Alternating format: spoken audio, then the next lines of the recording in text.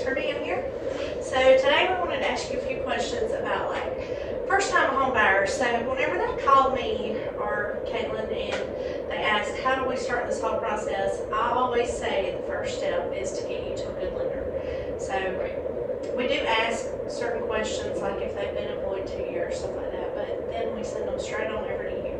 So what are some things that you do to get them started so that they know it won't be so scared of the process? So first we're going to have an initial conversation. I have some basic questions we walk through. I see what questions they have, try to answer any of those while we're on the phone. Next steps is going to be to fill out a simple online application. I'm happy they can come into the office. We're happy to meet with them in person and do the application. We can take it over the phone or we can send it to them and they can complete it, either on their personal cell phone or via computer, tablet.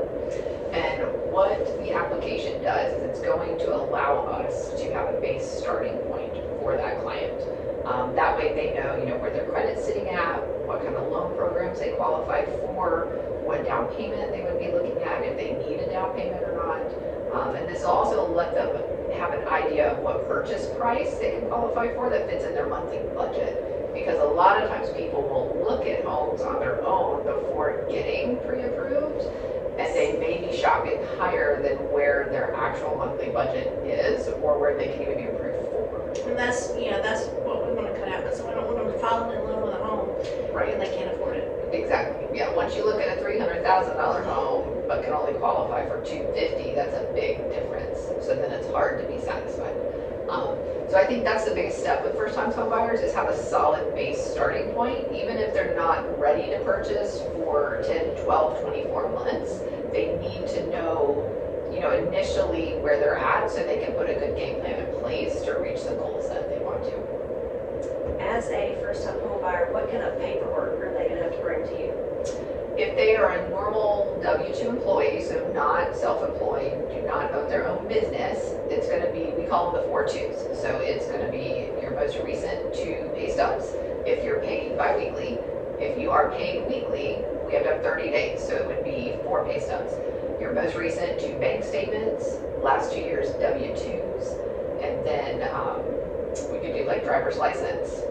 So those would be kind of your initial, because the big thing is we want to look at, income and assets. So can you afford the house you're looking at? Can you pay for it at closing? Those are the big pieces. Self-employed borrowers would be different. So that's kind of an individual scenario.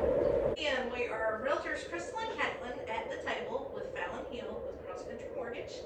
And we just wanted you to know, we touched on some points that we'll try to make this process less scary for you, because I know whenever you're first starting this, and maybe you've been through it before and you just don't deal with it every day, but there's questions. So you find a good lender, you find a good realtor that you feel comfortable with. Caitlin and I, we try to keep things real. Fallon is the same way. She will be totally open and honest with you. She will try to make things as less scary as possible, but you have to be honest with your lender. You have to tell them everything so that they best know how to help you. Yep, excellent advice. And if you have any questions, feel free to reach out to any of us.